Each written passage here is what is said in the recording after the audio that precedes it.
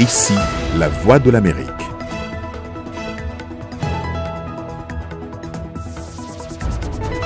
Bonsoir à tous, ravi de vous retrouver pour cette nouvelle édition de votre journal. On commence tout de suite par les titres.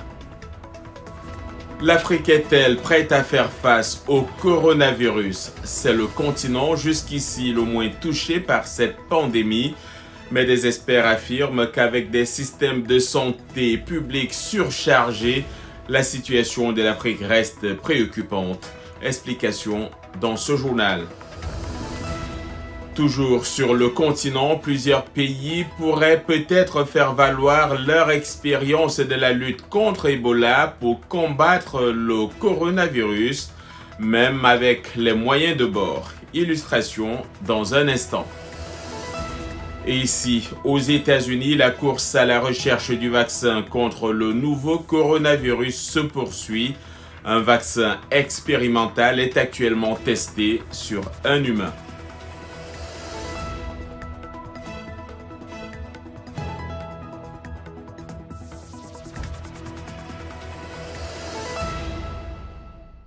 Bonsoir à tous et ravi de vous retrouver pour ce journal. Une trentaine de soldats maliens ont été tués, 5 blessés jeudi dans une attaque attribuée aux djihadistes dans le nord du Mali. C'est ce que fait savoir l'armée malienne ce vendredi. Les assaillants ont donné l'assaut tôt jeudi à un poste militaire à Tarking au nord de Gao, principale ville du nord du pays. C'est ce qu'a indiqué un responsable militaire sous couvert de l'anonymat. Les corps des soldats tués ont été acheminés à Bourem. Bourem se situe au sud de Tarking. Cette attaque est la plus meurtrière essuyée par l'armée malienne depuis 4 mois. Autre lieu, autre attaque également donc au Niger où le ministère de la Défense a annoncé jeudi soir avoir tué une figure de proue du groupe djihadiste Boko Haram qui sévit partout dans le Sahel. Ibrahim Fakoura, c'est lui, c'était lors d'une opération dans les îles du lac Tchad, repère d'islamistes nigérians. Et puis, l'Afrique enregistrera probablement un nombre croissant de nouveaux cas de coronavirus dans les semaines à venir du fait de cas de contamination non détectés. C'est l'avertissement lancé par John Kengasong. Il est directeur pour l'Afrique des centres de contrôle et de prévention des maladies. En dépit des vigoureuses mesures mises en œuvre sur le continent, la situation va s'aggraver avant de s'améliorer, a-t-il ajouté. 34 pays africains ont déjà plus de 600 cas. La Tunisie, qui compte 39 cas, a enregistré jeudi son premier décès lié au Covid-19. Le pays a procédé à la fermeture des mosquées, écoles, cafés et autres lieux publics, de même qu'il a suspendu les vols internationaux. Au Maroc, les forces armées royales ont été appelées en renfort, ceci pour inciter la population à respecter le confinement volontaire donc. Au Sénégal, les mosquées seront fermées dès ce vendredi, jour de la grande prière hebdomadaire. C'est une décision prise par le gouverneur de la région de Dakar. Le continent africain est à ce jour celui où l'on recense le moins de cas du nouveau coronavirus dans le monde. Seulement quelques centaines environ par rapport au total mondial de plus de 240 000. Mais la responsable de la santé affirme que la pandémie peut avoir des conséquences beaucoup plus graves sur ce continent qui est déjà aux prises avec des systèmes de santé publique surchargés. Voyons cela dans ce reportage d'Anita Powell à Johannesburg. Le récit est signé Trésor Matondo.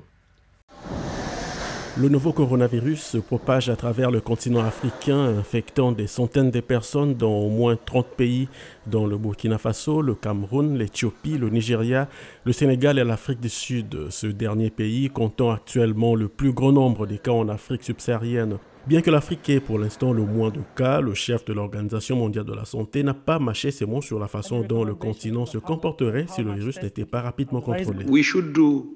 Nous devons faire tout ce que nous pouvons pour prévenir la propagation du virus. Parce que nous avons vu comment le virus se répand rapidement sur d'autres continents et dans d'autres pays. Tel est notre conseil. Je pense que l'Afrique devrait se réveiller. Mon continent devrait se réveiller. Les responsables du secteur de la santé se disent particulièrement préoccupés par les problèmes de santé trop fréquents dans certaines parties du continent. Nous n'avons pas encore vu comment ce virus affectera les populations vulnérables. Nous n'avons pas vu quel sera l'impact de ce virus face à des populations vulnérables avec une forte prévalence du VIH, par exemple, ou face à des enfants malnutris. C'est à cela que nous devons nous préparer. L'Afrique du Sud compte à ce jour au moins 150 cas avérés de coronavirus. Le nombre croissant des malades a incité le président Cyril Ramaphosa à annoncer des mesures strictes pour tenter de ralentir la propagation du virus. Parmi ces mesures, une interdiction de voyager en provenance des pays à haut risque, mais aussi des fermetures d'écoles et une interdiction de rassemblement de plus de 100 personnes. À noter que l'Afrique du Sud est le pays qui compte le plus grand nombre de personnes atteintes de VIH au monde. Je pense qu'il n'y a pas encore vraiment d'informations spécifiques sur la façon dont cette maladie affecte les personnes infectées par le VIH. Mais si nous prenons en compte ce que nous savons sur d'autres virus respiratoires et la façon dont elles se manifestent chez les personnes porteuses du VIH, nous voyons bien que les personnes infectées par le VIH, en particulier celles qui ne suivent pas de traitement, courent un risque de maladie bien plus grave. Les experts peu optimistes disent que l'Afrique doit se préparer à des moments très difficiles. Pour affronter le nouveau coronavirus, plusieurs pays africains se préparent à appliquer leur expérience de la lutte contre Ebola et d'autres épidémies. Le Covid-19, qui a déjà fait des ravages en Europe, est apparu dans au moins 26 des 49 pays d'Afrique subsaharienne. À signaler que la plupart de ces cas enregistrés sont venus de l'étranger, notamment d'Europe. Désormais donc, les Africains sont entre la psychose et la lutte contre la maladie avec des moyens de bord. Plus de détails avec Blanche Sanou. Les conséquences pourraient être désastreuses selon les experts si le nouveau coronavirus pénètre dans les zones les plus pauvres d'Afrique. Les hôpitaux sont déjà surchargés de cas de rougeole, de paludisme et d'autres maladies infectieuses mortelles et les conflits ont déplacé des centaines de milliers de personnes et détruit les infrastructures. Mais avec des cas confirmés, des pays africains se démènent pour augmenter le nombre de lits d'isolement, fournir une formation médicale et des équipements plus spécialisés dans les hôpitaux publics.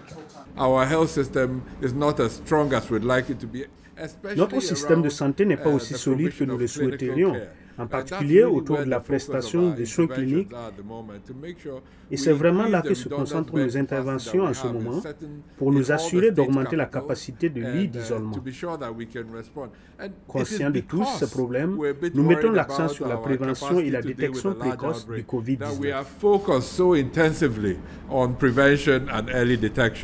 Selon les observateurs, demander aux patients de s'auto-mettre en quarantaine à la maison n'est pas pratique dans de nombreuses régions en Afrique où les familles s'entassent dans une seule pièce, partagent un robinet ou des latrines et survivent grâce à leurs revenus quotidiens. L'on se souvient encore d'Ebola qui a tué plus de 11 000 personnes en Afrique de l'Ouest, mais a fourni des enseignements précieux. Après l'épidémie d'Ebola en 2014, un comité a été mis en place pour s'assurer qu'il existe un niveau de préparation dans l'État de Lagos afin que nous ne soyons jamais pris au dépourvu si nous avons une épidémie de maladies infectieuses. La biobanque a été mise en place pour qu'à chaque instant, nous soyons prêts à diagnostiquer chaque réactif infectieux et pouvoir le stocker.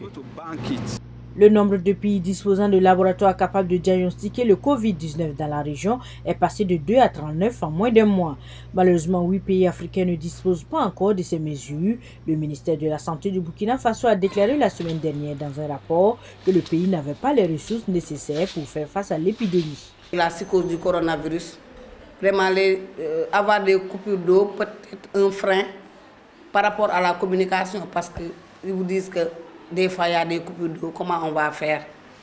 Mais on leur conseille de chercher toujours des bouteilles de réserve d'eau ou bien d'acheter de l'eau minérale. Mais vous savez que les conditions financières ne suivent pas. Dans certains endroits en Afrique, la lutte contre le nouveau coronavirus semble presque impossible. Et selon une enquête des Nations Unies, en 2017, moins de la moitié de la population de 34 pays africains disposait d'installations de base pour se laver les mains. Et puis, le ministre ivoirien des Affaires étrangères Marcel Amon Tano, probable candidat à la présidentielle d'octobre, a démissionné jeudi. Il a lui-même fait l'annonce sur ses comptes Facebook et Twitter. Cette annonce intervient d'ailleurs une semaine après la désignation du chef du gouvernement comme candidat du parti au pouvoir. Ici aux États-Unis, la Californie a rejoint la liste des États où le confinement est devenu obligatoire. Jeudi soir, le gouverneur Gavin Newsom a demandé à ses 40 millions d'habitants de rester chez eux pour renforcer la lutte contre la pandémie du COVID-19. Pas moins de 130 000 cas de coronavirus ont été recensés aux États-Unis et au moins 193 décès déjà enregistrés. En France, le président Emmanuel Macron a déploré le fait que trop de Français continuent de prendre à la légère cette pandémie et les consignes de confinement. 108 personnes sont décédées en France ces dernières 24 heures. Le pays compte environ 11 000 malades. La France, où le Sénat a également adopté le projet de loi permettant l'instauration d'un état d'urgence sanitaire. Pour le deuxième jour consécutif, la Chine, où plus de 3200 personnes sont décédées, n'a fait état ce vendredi d'aucune nouvelle contamination d'origine locale. À la date du 19 mars, le nouveau coronavirus avait déjà contaminé plus de 240 000 personnes sur la planète et tué au moins 9 800.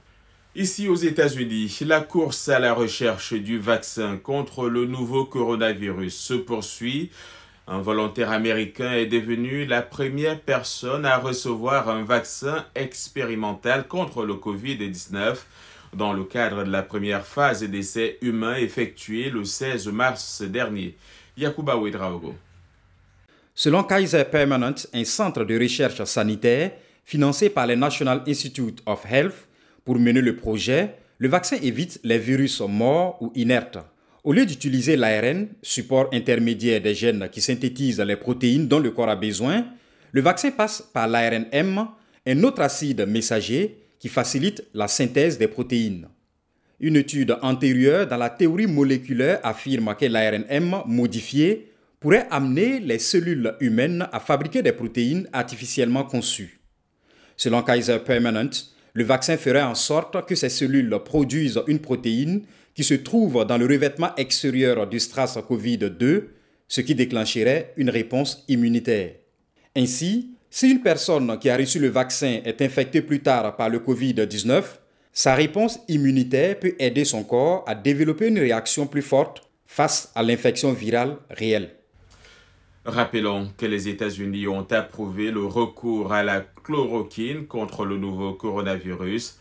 La chloroquine, un traitement antipaludéen très connu en Afrique, a montré des résultats préliminaires très encourageants, a affirmé jeudi le président Donald Trump. Toujours aux États-Unis, les républicains du Sénat ont présenté jeudi un programme d'aide d'environ 1 000 milliards de dollars. Ceci pour sauver l'économie américaine malade du nouveau coronavirus. Il y a urgence à voter ces textes, a prévenu Mitch McConnell, le chef de la majorité républicaine au Sénat, alors que 70 000 personnes ont été licenciées en une seule semaine à travers le pays, selon les dernières données des demandes hebdomadaires d'allocation de chômage. Le sommet du G7 prévu en juin à Camp David a été remplacé par une vidéoconférence, ou plutôt une visioconférence. Vous regardez Le Monde aujourd'hui en direct de Washington sur VOA Afrique.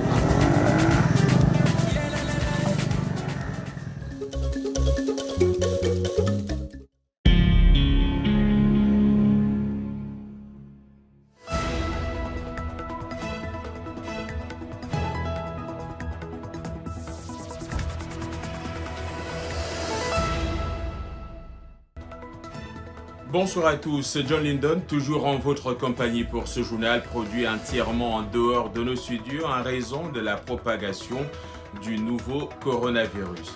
Sans plus tarder, je vous amène en Sierra Leone. Après la fermeture brutale de la plus grande mine de fer dans le pays, les habitants de la ville de Luntsar ont du mal à gagner leur vie. Ils craignent que leur cité ne se transforme en une ville fantôme. C'est un récit de Salwa Jafari. Marampa est le cœur de ce qui était autrefois la vibrante cité de Luntsar. La mine était source de vie. Mais 5 mois après la fermeture de la plus grande mine de fer de la Sierra Leone, les habitants craignent que Luntsar ne se meure. Abdoulaye Bangoura est l'un des 1700 employés, soit près de 5% de la population de Luntsar, qui ont perdu leur travail. Les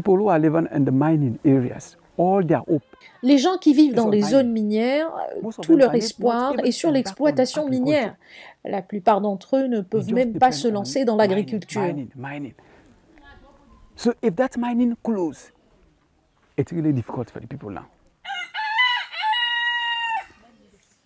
Comme beaucoup d'autres, le salaire de l'ancien électricien soutenait sa famille élargie.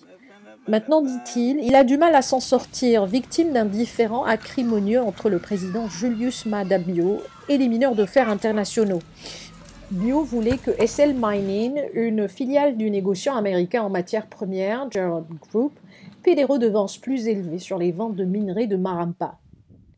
Vers la fin de l'année dernière, il a annulé la licence de SL, bloquant ainsi toutes les exploitations du minerai qui généraient auparavant un quart des revenus des exploitations annuelles. Le gouvernement de la Sierra Leone a ignoré les décisions des tribunaux internationaux de rétablir sa concession, SL ni ne pas avoir payé ce qu'elle devait. Au milieu de monticules désolés de minerais de fer, un personnel limité s'affaire dans la mine.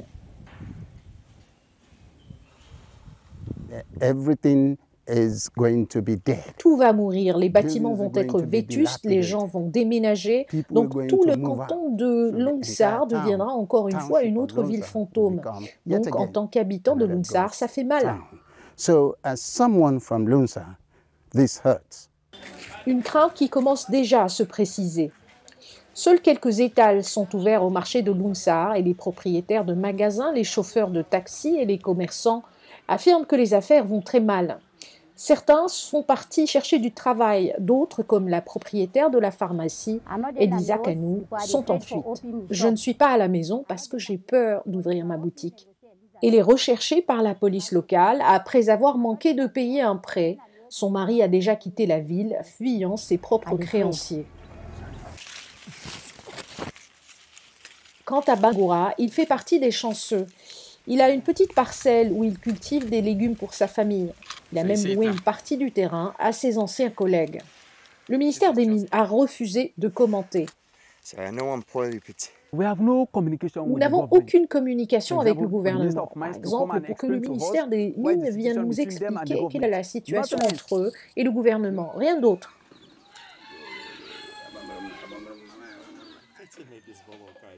En devenant agriculteur, Bangoura a trouvé un moyen de survivre. Mais il craint qu'il n'y ait pas d'avenir pour sa famille si Luntsar disparaît. Quand son ex-fiancé a diffusé des photos intimes d'elle sur les réseaux sociaux pour se venger de l'avoir quittée, Lubna, une Marocaine de 27 ans, s'est sentie coupable. Sa famille l'a ostracisée et elle a dû quitter son travail. Au Maroc, plus d'une femme sur 2, soit 54%, déclare avoir été victime d'une forme de violence. Et dans 13,4% des cas, il s'agit de violences liées aux nouvelles technologies. Plus de détails sur les répercussions du cyberharcèlement sur la vie des victimes, Diliziko. Comme Lubna, au Maroc, 7 victimes sur 10 de violences en ligne, telles que le cyberharcèlement, l'extorsion virtuelle d'actes sexuels, le revenge porn et la cyberdifamation, préfèrent se taire par honte et par peur du rejet social. Il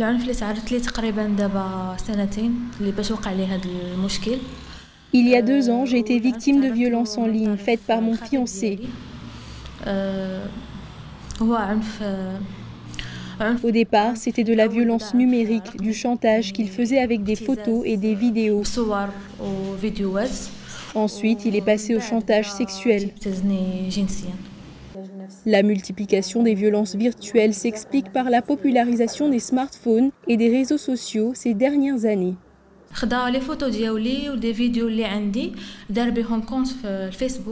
Il a créé un compte Facebook avec des photos et des vidéos qui m'appartenaient, puis il a ajouté ma famille et mes amis à ce compte. Au travail, les filles, mes collègues se moquaient de moi.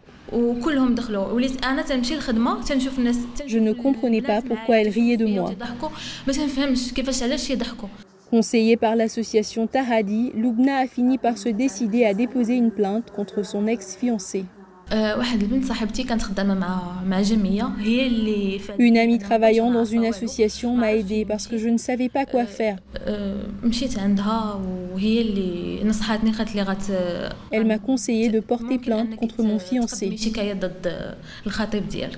Le bourreau de Lubna a été arrêté, mais elle a finalement renoncé aux poursuites de peur qu'il ne se venge en publiant d'autres photos. Au Maroc, même si une loi existe depuis 2018 pour sanctionner le harcèlement sexuel dans les espaces publics et virtuels, rares sont les femmes à saisir les autorités par crainte d'être elles-mêmes poursuivies en raison de l'article 490 du Code pénal marocain qui punit les relations sexuelles hors mariage. Au Soudan, le renversement du régime islamiste d'Omar el-Béchir en avril dernier et la fonte de sa police des mœurs ont provoqué un relâchement social, laissant les femmes plus libres de s'habiller comme elles le souhaitent et ouvrant de nouveaux espaces pour l'activité culturelle. Mais le changement est encore superficiel, nous dit Arzouma Compaoré. L'ouverture a commencé par une explosion artistique et musicale autour des manifestations qui ont aidé à renverser Bachir, bien que beaucoup voient ces changements sociaux comme superficiels. Malgré l'évolution vers une démocratie, des lois restrictives restent dans les statuts et les femmes sont toujours sous-représentées après un soulèvement auquel elles ont participé. Nous comprenons que le changement ne se produira pas demain à cause de la révolution. Cela prendra du temps, mais ce qui est nouveau après la révolution, c'est qu'il y a de l'espoir et que les choses peuvent changer. Et il est entre nos mains de changer les choses que nous considérons comme fausses. Les 3 décennies de pouvoir de Bachir ont été marquées par des règles sociales et religieuses strictes, ainsi que par l'isolement international et les sanctions économiques. Le comportement des femmes en public était strictement réglementé. Le port du pantalon était passible de flagellation. Mais après la chute de Bachir, les autorités ont abrogé une loi notoire sur l'ordre public utilisée pour imposer des codes sociaux islamiques conservateurs. Avant la révolution, nos spectacles se déroulaient dans des lieux spécifiques et appropriés.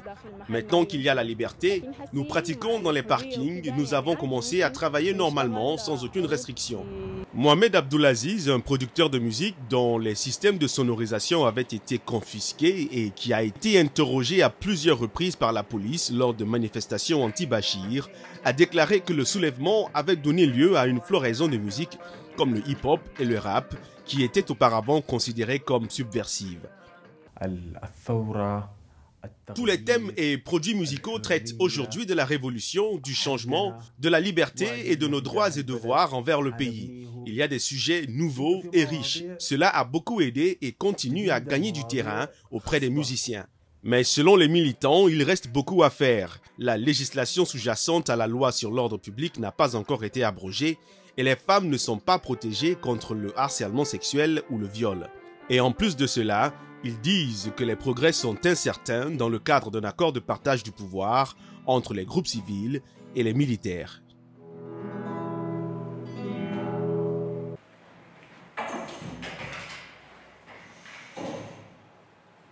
La propagation du nouveau coronavirus ici aux États-Unis et les restrictions des déplacements imposées par le gouvernement affectent de plus en plus la vie quotidienne des Américains.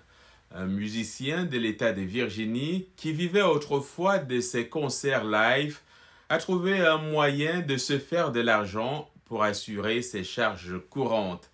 Auteur, compositeur, interprète, Justin Travick fait des concerts live sur Facebook avec son téléphone depuis son appartement. Yacouba Ouedraogo. Salut, je m'appelle Justin Trowerk, je suis auteur, compositeur, interprète et chef du groupe Justin Trowerk and the Common Good, ici même à Washington DC. Habituellement, cet artiste joue normalement entre 12 et 18 spectacles en direct par mois. Mais avec des salles de concert fermées au milieu de la pandémie du nouveau coronavirus et les factures s'accumulant, Justin Trowerk a dû rapidement trouver une alternative. En tant que musicien, 100% de mes revenus proviennent non seulement du fait d'être musicien et de jouer à la guitare, mais aussi de jouer en direct devant des gens. Et pour nos spectacles, je vais dire mes spectacles et ceux des gens comme moi, le fait que nos spectacles soient annulés commence à peser lentement, mais sûrement, sur l'argent que je gagne pour payer des choses comme le loyer ici dans mon appartement où je parle, mais aussi l'assurance maladie, l'assurance automobile, l'essence pour ma voiture, la nourriture. Pour faire face à ces dépenses vitales, le leader vocal du groupe Justin Trowerk and the Common Good chante en direct sur Facebook en utilisant son iPhone afin de collecter des dons via Venmo et PayPal. En 2 séances, il a récolté suffisamment d'argent pour couvrir les pertes de 5 spectacles annulés.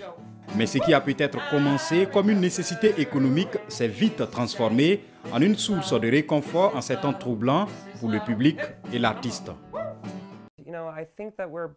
Je pense que nous apportons quelque chose aux gens qui crée un peu de légèreté dans leur vie ou autrement ils pourraient tous être un peu stressés. Nous allons à l'épicerie et les gens se disputent la dernière rame de papier toilette. Les gens sont un peu plus agités que d'habitude.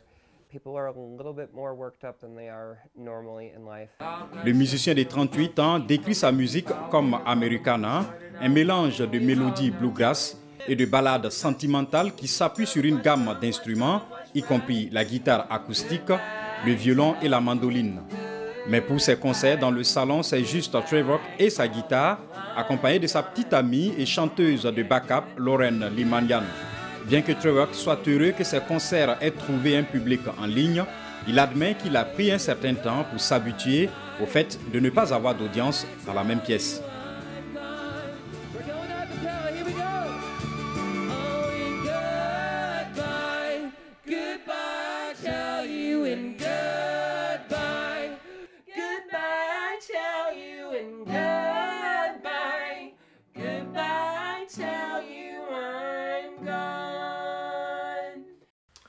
C'est ainsi que se termine ce journal. Merci à nos fidèles partenaires sur le continent et ailleurs.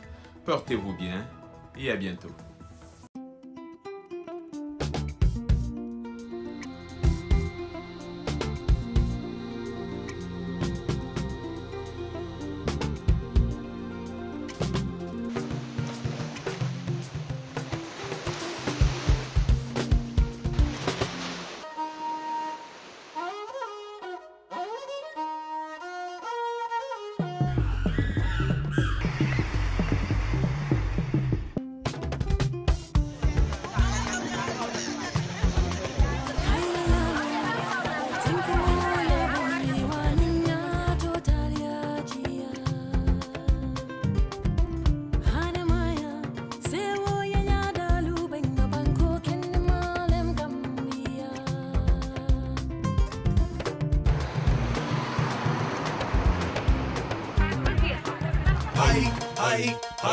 You just high.